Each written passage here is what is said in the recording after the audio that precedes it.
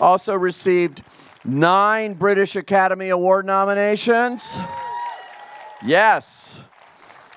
All right, first off, I want to introduce producers of the film. First off, he is one of the producers. He's had an incredible career both on Broadway, in movies, in television, everything else, done so many great things. Please welcome Doug Urbanski.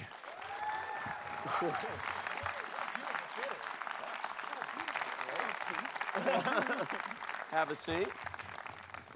And she also recently produced, was nominated for an Academy Award and many other awards for The Theory of Everything, which is a terrific film and has produced so many other films. So please welcome Lisa Bruce.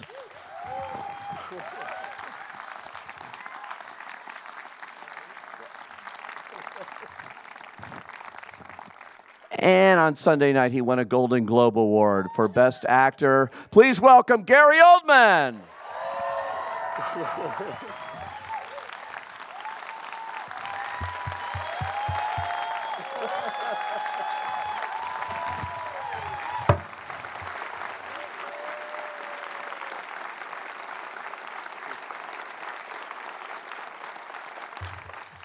All right, they like you, Gary. I can feel that. I can feel. All right.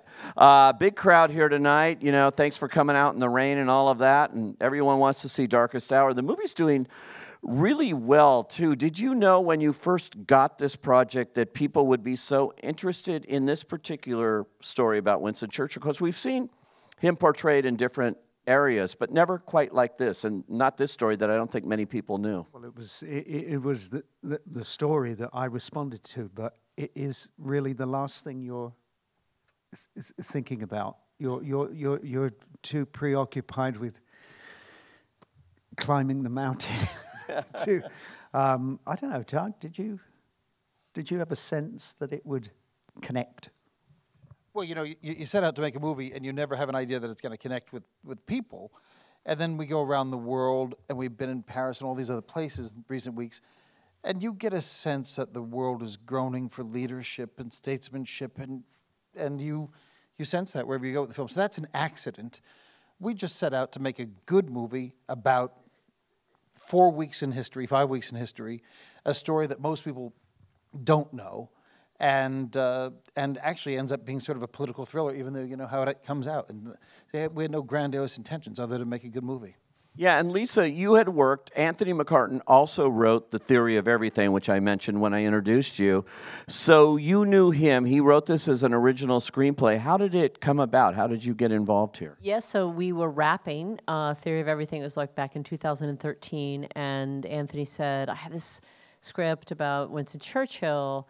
And my initial response was, you know, film about Winston Churchill didn't seem particularly exciting to me. And then I read it, and it was so... I think what he did it amazingly well was frame up a very particular moment in history, like Doug's saying, no, I didn't know this had happened. I didn't know that the UK came so close to a peace treaty, and that was sort of the wave that was happening, and that Churchill had to rise up against that. Well, I knew a bunch of other things that you learn in class about what he had to deal with as a man and as a leader, but not this particular thing. And what was so astounding to me, I'd remember feeling like, wow, if someone else had been sitting in that chair, wouldn't all of our histories be different? Because everything would have changed if he had said, yeah, you're right. I mean, and actually when you listen to Stephen Delane, who's so amazing in the movie as Halifax, you can sort of say, yeah, I could sort of understand that argument, right? We're not gonna win, and he's got this. What did you say his army? His army's 5 million. Well, as you know, we had 300,000 troops that were stuck in Dunkirk, and remarkably, he brought home, I think, 280,000. But yeah, Hitler's army was 5 million. Yeah, he was up again. So it was so David and Goliath. You could sort of understand his parliament saying, we're not going to be able to handle this. And it was just someone with both the ego but also the vision and the assuredness and the historical training that Churchill had. And he's such a writer, and there was just something about that particular man with his, as he always said, my whole life prepared me for this moment. And that was just very unique for me. I didn't know any of that, and that was what was exciting about the movie. It wasn't a biopic about Churchill. It was this incredible moment in history. I mean, he had the advantage, first and foremost, he was a writer, and that's how he earned his living before he was a politician. And he had been, when he was out of favor, and he was dropped or fired or let go as the Lord of the Admiralty, there was a 10-year period where he was what they now call the wilderness years. And he wrote a book about his ancestor, the Duke of Marlborough, over 1 million words. He actually wrote more words than Shakespeare and Dickens put together. Wow. A million words? So 1 million words just on his ancestor. and he went to Munich. He went to research the project at the famous battlefield in Blenheim. And while he was there in 1932, he almost met Hitler, but he never did. Hitler chickened out of the rendezvous. But he saw firsthand what was happening in Germany. Now, in an atmosphere, pacifism was universal because the First World War had claimed so much. So many people had died. The destruction of it, the financial loss, plus the crash in 29. So when he came back, so the idea of war was absolutely unthinkable. War weary, and all of Europe. And he came back and as a lone voice, as a backbencher in Parliament, basically said, Hitler is killing the Jews, and he's going to come here and he's going to kill you. And we need to rearm. And these bright, young Aryan men with hope and whatever in their eyes, he said, they're not looking for status. They are looking for weapons. And he warned them. He wrote articles. He formed an anti-Nazi league. You know, he shouted this for years, and no one would really listen to him until almost really until it was almost too late. But it is extraordinary that the world order that we have enjoyed for the last 70 years is because of Winston Churchill, and that he made mistakes. There were things that he did that were wrong. He was flawed and not perfect, but in that regard, he is a true savior. In that instance, too, it's really interesting to me just listening to you describe all of this and the facts of it and everything else. You obviously did a lot of research into this. I don't think you probably knew as much about Winston Churchill as you did when you knew you were going to get this role. But in talking about it, you sound so impassioned about what he did. How does that affect your performance when you're doing those speeches, when you're doing all of that, and you know what he knew so early on? Well, I think some of it is there's a little bit of patriotism in there. I think somewhere, a bit, and it was just. Look, if the film had not been received as well as it has, and you never really know, you know, that you give your baby to the world and the world will either, you know, love your baby or not like your baby. But, and I've been in a few of those. They all know. Yeah. But it was just the discovery and the journey of making the film, for me, was enough. It was an education, and my curiosity for the subject, and that this particular history and Churchill will continue. You know, it was almost a year. I call it the year of everything, all Churchill.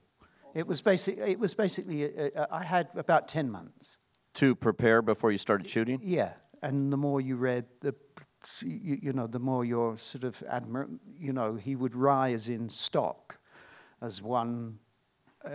Like I said, I mean, apart from he's prime minister twice. He wrote 50 books. He wrote more words than Dickens and Shakespeare put together. He painted 450 paintings and had 16 exhibitions at the Royal Academy. He's got the Nobel Prize for Literature. He was Prime Minister twice. He flipped parties twice.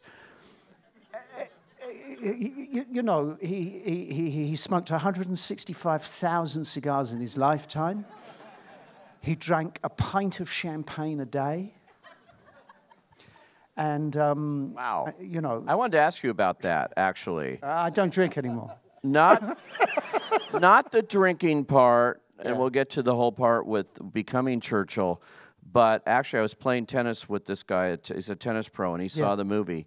And I said, I'm going to interview Gary Oldman in a few days. And he said, ask him about smoking cigars. Did he smoke cigars? He thought you were the best cigar smoker he's ever seen on screen. And did you have to learn how to do that, or? I had smoked at one time, but cigars are a whole. It is, right? Yeah. So no, I got nicotine poisoning on the show. Yeah, I had a bad stomach for the entire shoot. Is that right? Wow. And I would, when you're in a fat suit, and you got to get out. You got to get out of it quickly. And you decided... It's touch and go sometimes. You decided if you look back at the beginning of your career, Sid and Nancy, you lost a lot of weight to play Sid Vicious, actually put you in the hospital and things. In this case, I've talked to you before where you said, no, I'm not going to fiddle with my health again. You made that decision. Well, right? I'm nearly 60, and I don't want... I couldn't put on... 70 pounds. At my age. But I'm 59, and it just seemed I would spend the rest of my life on a diet. You know what I mean? I couldn't really. That would all I'd be doing. Salad again. Salad again. So because of the physicality, I'm not really anything like him, and so makeup really was the way to go. It was, and that was the elephant in the room. How are we going to do it? But can I just say too? Here in the audience, we have two of the British Academy Award nominated makeup artists from the film. Yeah. Where are these? Where are you? Well, there's right over here. Now, there, right there. Hey!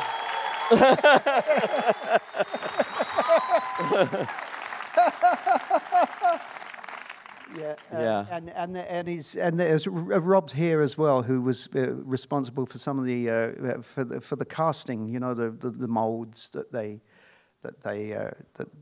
make. But Dave worked more hours on the movie than any of us. My alarm would go at 2:15, 2:30 a.m., and Dave was there an hour before me, and then would leave when he was the last to leave. So he was. I know him very well because for 63 applications he was standing this close to me. Wow.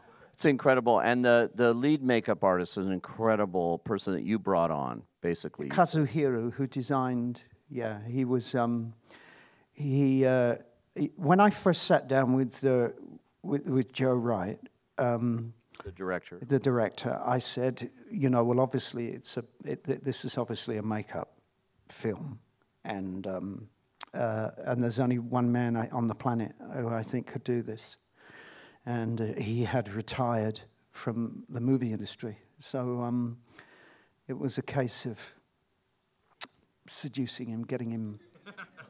It's like that old, it's like that Al Pacino thing, just when I thought I got away, they keep dragging me. Oh yeah, Godfather 3, yes. Yeah, Suck it back in. so I dragged him back into the business, and I think you would agree, he delivered.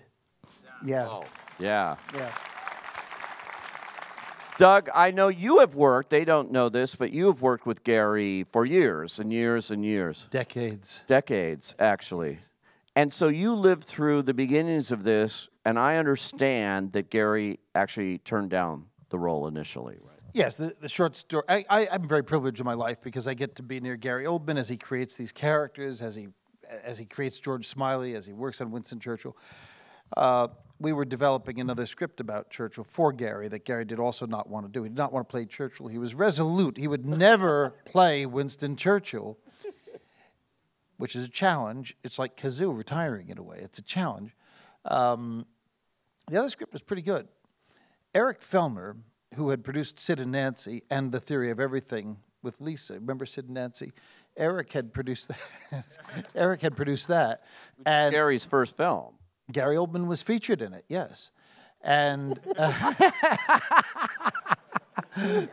and Eric called me up one day and he said, I hear you have another Churchill movie. We were fully financed. He said, let's not compete. He said, let me tell you something. My script is better than yours. I said, have you read ours? He said, no. I said, well, my script is better than yours. And he said, true dialogue.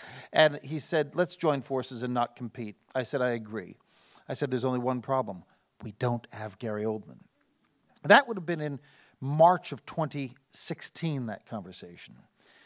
And it took a full year of waiting. And during that time, Gary had it percolating in his head. Gary talked a moment ago about all the intellectual stuff he was reading. But I know you pretty well. I can say that the intellectual stuff percolates down. But eventually that's going to transition into other aspects of behavior and things like that you can tell about in a moment. So eventually, Joe Wright was a director that Eric suggested. Eric and I spoke on the phone with Joe for about 3 hours, and it was agreed that Joe would come over and meet Gary. There was a very famous agent years ago named Milton Goldman. He had a London party once a year, and if he wanted Laurence Olivier there, he would write to Laurence Olivier and say, look, I'm having this party. The Duke of Windsor is going to be there. He's dying to meet you. And he'd write to the Duke of Windsor and he'd say, Laurence Olivier is going to be there. He's dying to meet you. To get everybody at his party. So we kind of did that with Gary and Joe. We said, Joe Wright would like to do this movie. And Joe had already said he would only do it if Gary would do it. Gary said, Joe's an interesting director. And they met. And it was really an exciting day because Joe brought with him an A-list team. Sarah Greenwood, you saw her designs today. Bruno, who got the nomination today, who shot it like magnificently, and Gary said yes that day, and it was then the big puzzlement of dealing with the makeup and all that stuff. I didn't mean to interrupt you, Pete, because he will tell you about the transition from the intellectual side of study to the behavioral side of Churchill. There's actors here, and there comes a time when you have to take. I think it's sort of intellectual. It's all the brain work, and you're reading all the stuff and doing all the things that you would think that you would do. Reading news footage, looking at the way. And you had started working on the voice while you were saying, "I will never do it." Well, of course, I said I would never ever do it. I said, Winston Churchill, don't be ridiculous. And I put the phone down and then went to one of the speeches. And I thought, just, I mean, taste it. You know what I mean? Like a little thing. But what you have to do as an actor, I think, is that you have to take all of this and then you have to metabolize it. You have to sort of get it into to your system. So it had been, but once the seed was laid, the seed was planted. I did kind of. I was like someone who like has to sneak out and have a cigarette. You know, I would like go off to a little place and listen to a Winston Churchill speech while no one was looking. Like a sort of yes, a closet Winnie listener or something. And what? Behavior. How you got?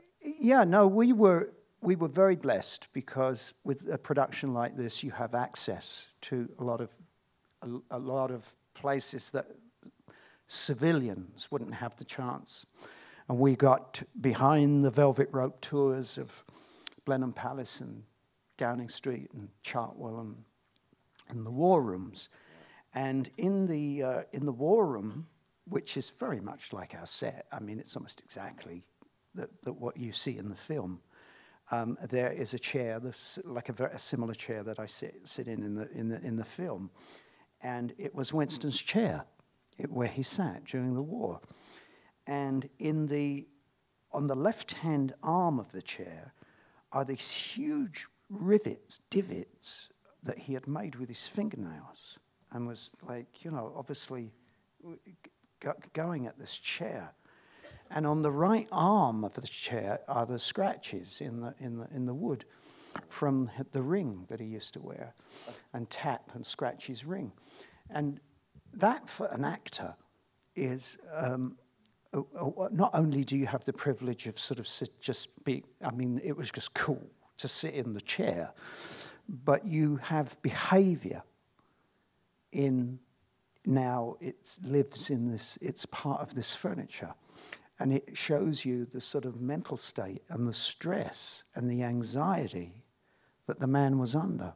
So really, to be able to physically touch history in that way was it was just another building block. You know, it's like another bit of ingredient that goes into the soup of putting someone together. That you can do. Lisa, I also wanted to ask you about McCartan's screenplay. There's only one scene that I think was not taken from real life, but was from the essence of that, right? And I'm sure a lot of people, when I talk to people, I just was talking to someone earlier today, and they go, oh my God, that scene on the subway just blew them away. And I know a lot of people would want to know about that scene. Yeah, so the tube scene is a projection of something that Winston Churchill could very well have done. I mean, what Anthony was really great about doing was we didn't do anything in the film that was a violation of his personality or the research of his personality. And he was quite known to go out to the people. He would go to a pub, he would go to local places and public places and tap into, you know, the common man, so to speak. And so that is a reflection of that. It's sort of like when you have the 2 hours to reflect this man's life and this universe and this war and this incredible time in history. It's I thought, a very clever way to bring, because we don't have a lot of him going out to the public except that one moment, really, except when he sees them from the car.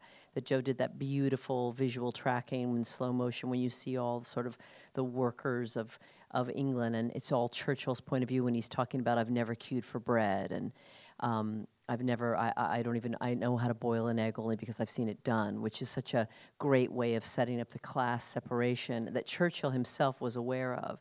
And so the tube scene was the one moment to sort of bring in the public that he would often tap into. So it's quite truthful in that sense, but of course, did that scene happen? We can't say. It's so moving to see someone like that, a leader like reaching out to people. We don't see that a lot now. So this movie, this movie relates to a contemporary audience. Like, it's not like we're not watching, this is the first time I've seen a movie like this about Churchill or anything, where I don't feel like I'm watching the statue, you know. I'm seeing the human being, you know, and that's a different take here, I think, a little bit. Yeah, I think it's just connecting. Well, you decided he was a man of energy somewhere along the way. Well, I got that from the revelation to me was that, many great actors have played A lot. a ton, and I saved my Crown binge watching until after we had finished. So you never saw that when you were doing it? Oh no, I didn't want to be. I don't want the noise or be contaminated by any of it. But I saw plenty of the man, and he has been. Probably because it's later in life that he's been represented as a curmudgeon, grumpy man, shuffling around and just always in a bad mood. And the Winston on the footage that I saw in this period, he was a dynamo, and he was marching. He was walking with, various, the generals and soldiers, and he was marching ahead of them, skipping up steps, and he had this cherubic face, this grin, a sparkle in his eye, and a real sort of, you could really see the humor in the man. And you got a sense of why the people loved him and why they were charmed by him. And so that was a big key for me. The head forward, cigar first kind of. So that's all those things that you have as an actor, and then you kind of you're doing it in your kitchen. I mean you're. And I would be in the. I would send Joe little snippets of the voice as I was working on it, and then I would and I have ever such a slight echo in the stairwell of our house, which I thought gave it a little bit of Parliament ambience. This is real low-tech stuff, This is not like I'm not one of those, with the computer and the studio.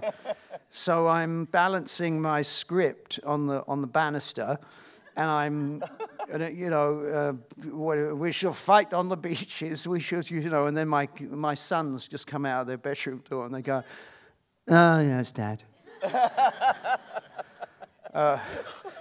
So that's, where else you going to do it? You've got to do it in your kitchen and your living room, in your garden. Yeah. That's wild. And you mentioned in your Golden Globe speech, how many watched the Golden Globes? Okay. You got to tell the story because your wife's here tonight, and she lived through this with you, and every night you would. I don't know where she is, though. She's somewhere. She's here somewhere. Yeah. Oh, there she is. Gigi. Yeah, right. Hello. But she was, she did actually, the line I used at the Globes it's true. Friends would come round and they would say, "How's it going? What's, the work, how's it coming on?" and all the rest of it. And she would always say, "I go to bed with Winston Churchill and I wake up with Gary Oldman." Which is better than the other way round, I guess. But so she put up with either right up until the lights went out. I would be sitting in bed, reading or looking at footage or working on the script, and then I'd get a week of. I'd work for a week, and then I would get. Let me tell you this. The reason I said no to it for a year, apart from the physical challenge of scratching your head, going, how would I do this? Is there a makeup guy? How is this going to work? I was frightened. I was afraid, and we all, insecurity. Am I good enough? And can I do it? And so I'd go through a week of thinking it was getting somewhere, and then I would drive her crazy for 3 days, going, "I'm terrible. I'll never be any good at this. I can't do this. I'm going to be embarrassing. I'm going to let everybody down. I can't do it." And she'd go, "No, you are," And then a couple of days would go by, and I go, "I'm feeling a little bit better." This is the usual. This is the pattern. that one go. That the work is. That's what I'm. You know, it doesn't surprise me that Mr. Lewis, Dan Day-Lewis, comes out and says he wants to stop. It didn't. I wasn't shocked, because you have to be incredibly selfish. You know, it's because you're working with this. This is the instrument, and when you're in it, it really is very hard on a partner, because your mine is just always working. So, and there are times when Giselle would say, I miss you, because you're there, you're physically there, but you're not there, because your head is working, and you're working on Winston. And you know what I mean? Or I'd be mumbling to myself. She'd go, what is that? And I go, oh, no, I was just going through some lines, you know. So it's a tough ride for your partner in being an actor. You have to. We can be awfully selfish. I mean, artists can be selfish, and so it was a great. She was my visual supervisor and my sounding board, and. She was my Clementine. Well, we hope you never quit. I don't plan on quitting just yet. No. No. Can I just add that what's so valuable about Gary doing something like this is you were so keen to not play the icon. Right. He was always looking for the human being in Churchill, which the script was also trying to do. But Gary was always bringing back these tidbits and pieces that then would get infused in the script all the way through the process, because it was always about the man, playing the actual man, not this iconic figure. And that's, I think, what gave the movie so much humanity. And that's what people really are responding to now, because this movie's a hit. It's a box office hit. Thank you. It's a hit. Thanks, guys, for coming out here.